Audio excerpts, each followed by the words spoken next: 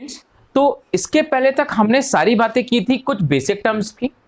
हमने देखा था assets, liabilities, capital, income, expenditure, profit, loss. अब हम और आगे बढ़ेंगे और कुछ और एक्सपेंसेस को डिस्कस करेंगे, कुछ और बेसिक टर्म्स को डिस्कस करेंगे। तो स्टूडेंट्स, उसको स्टार्ट करने के पहले हमारे पास एक छोटा सा एग्जांपल है। हमने बोला ये हमारा एक बिजनेस एंटरप्राइजेस है। बिजनेस एंटरप्राइजेस जो होगा वो इलेक्ट्रॉनिक आइटम्स में डील कर रहा है। अब ऑब्वियसली स्टूडेंट्स, हमें यह भी पता है कि जो भी ऑर्गेनाइजेशन होता है वो बहुत सारे गुड्स ऐसे खरीदता है जिसको मार्केट में सेल करना होगा। मींस वो गुड्स को खरीद रहा है with an intention to sell it in a market.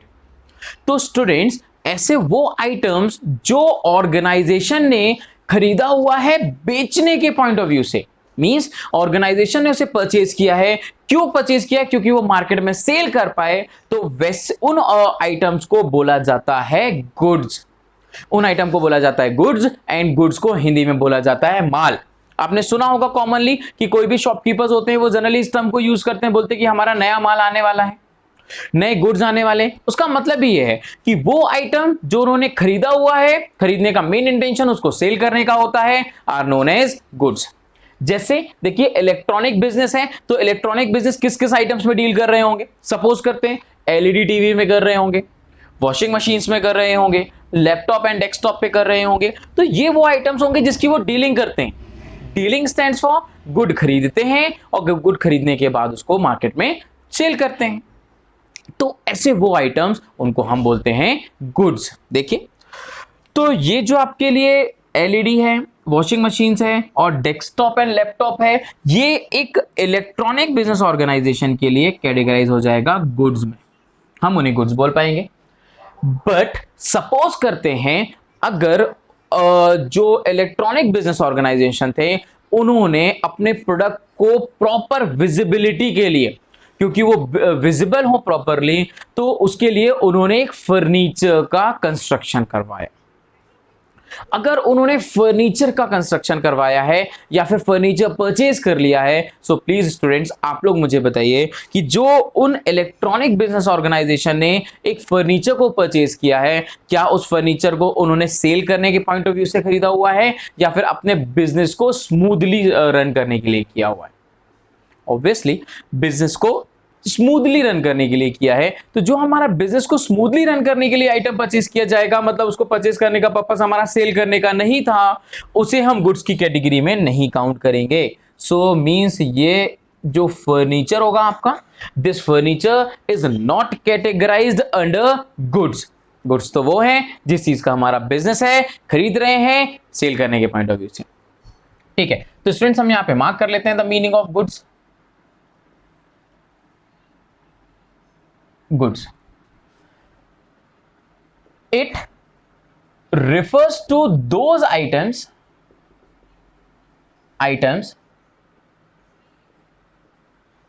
which are purchased by enterprises with an intention to sell it in the market. In the market means market में cell करने के लिए किसी भी आइटम्स को या किसी भी कमोडिटी को आप परचेज करते हो, उन्हें बोला जाता है गुड्स। एग्जाम्पल से डिस्कस कर लेते हैं। फॉर एग्जाम्पल यहां देखिए,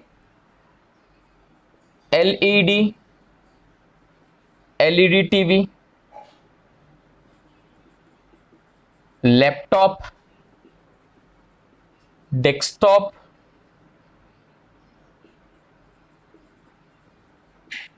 purchase by, laptop desktop purchase by electronic enterprises.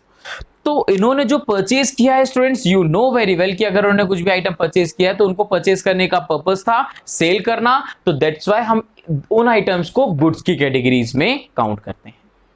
Okay, तो स्टूडेंट्स, यहां पर देखा आपने, हम जो सेल करने के पॉइंट ऑफ व्यू से बहुत सारे कमोडिटी को परचेज करते हैं, तो ये सारी जो कमोडिटीज हैं जिनको हमने परचेज किया है सेल बेसिस के लिए, मींस उनको सेल करने के बेसिस में उसको एक स्पेसिफिक हेड में रिकॉर्ड करते हैं, उन्हें बोला जाता है परचेजेस।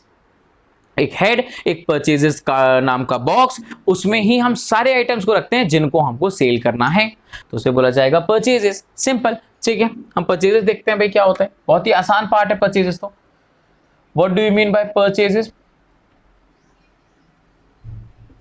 परचेजेस क्या होता है? It include all those items which are purchased by the enterprises to sell it in the market।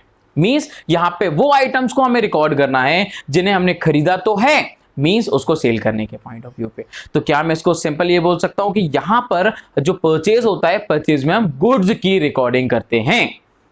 क्या हम इस परचेज में फर्नीचर की रिकॉर्डिंग करेंगे? नहीं स्टूडेंट्स, क्योंकि फर्नीचर को हमने परचेज सेल करने के लिए नहीं किया है, तो फर्नीचर को एक स्पेसिफिक जगह पे रिकॉर्ड करेंगे फर्नीचर के नाम से ही, लेकिन LED, washing machine and laptop, desktop को इसके स्पेसिफिक नाम से नहीं रिकॉर्ड करेंगे। इसको हम क्या बोलते हैं? Goods.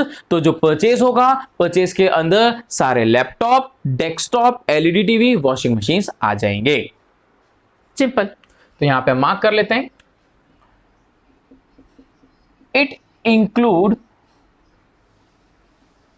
it include all goods or services which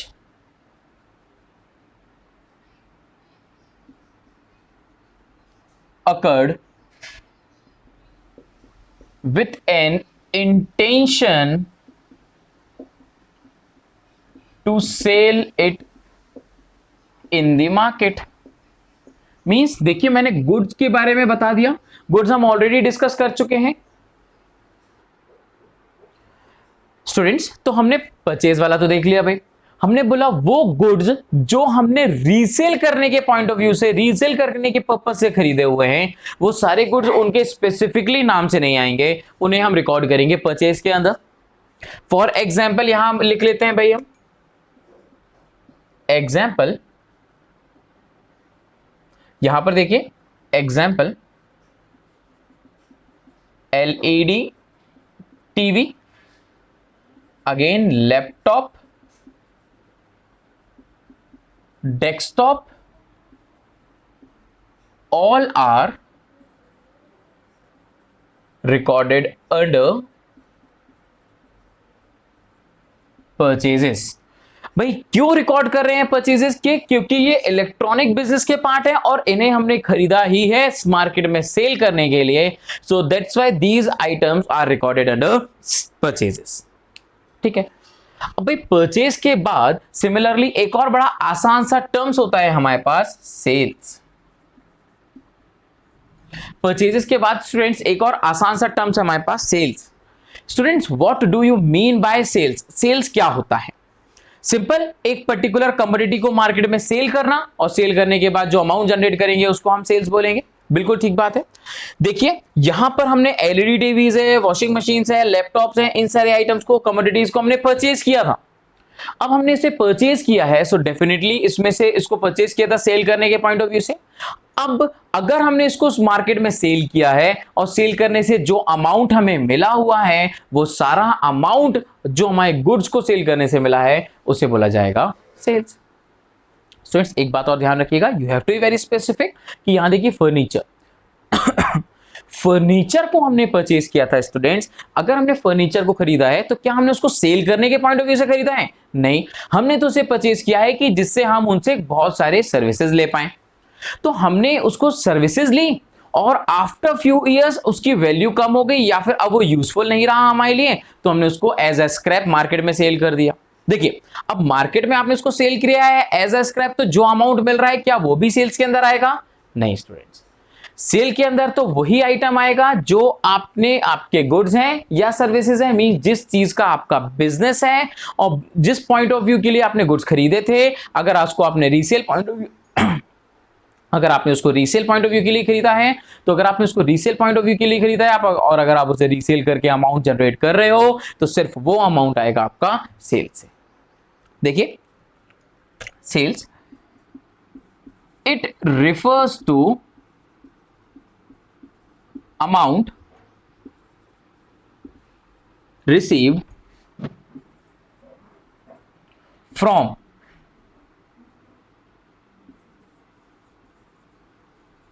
goods sold or rendered services in the market. Means market में आपने जो भी गुड्स हैं वो सेल किए और सेल करने के बाद आपको जो अमाउंट मिला, गुड्स का मतलब आपको पता है स्टूडेंट, जो आपका बिजनेस है उससे आपको अमाउंट मिल रहा है, तो ये बात आपने जो किया। And rendering services, rendering services का मतलब क्या होता है, कुछ लोग ऐसे होते हैं, ऐसे बिजनेसमैन होते हैं जिनका गुड्स नहीं होता काम, गुड्स की वो सप्लाई या सेल नहीं करते, वो सर्विसेज देते हैं। लाइक अगर हम बात करें अपने डॉक्टर्स की, तो डॉक्टर देखिए, हॉस्पिटल अगर आप जाओगे तो हॉस्पिटल में जाओगे तो आप ट्रीटमेंट के लिए जाओगे, वो आपको कुछ गुड्स नहीं देते स्टूडेंट्स, लेकिन फिर भी वो आपसे कुछ अमाउंट लेते हैं। क्यों लेते हैं? क्योंकि उनका बिजनेस किस चीज का है, सर्विसेज देने का। Similarly if we talk about the lawyers, तो अगर हम लॉयर्स की बात करेंगे तो लॉयर्स के पास अगर आप जाते हो तो वो आपको कोई गुड्स नहीं देता, आपको सर्विसेज देता है, लेकिन उसके बिहाफ में भी वो अमाउंट चार्ज कर लेता है। तो वो पार्ट होता है रेंडरिंग सर्विसेज, मीन सर्विसेज देने के बिहाफ में जो अमाउंट चार्ज किया जाएगा या फिर जो गुड्स सेल करने के बाद आपको अमाउंट मिल रहा है, they all are recorded under sales. Means अगर हमने यहां पे एलईडी टीवी, लैपटॉप और डेस्कटॉप परचेज किया था, किस पॉइंट ऑफ व्यू से किया था, सेल करने के पॉइंट ऑफ व्यू से, तो इसे हम कैटेगराइज करेंगे सेल्स में। For example,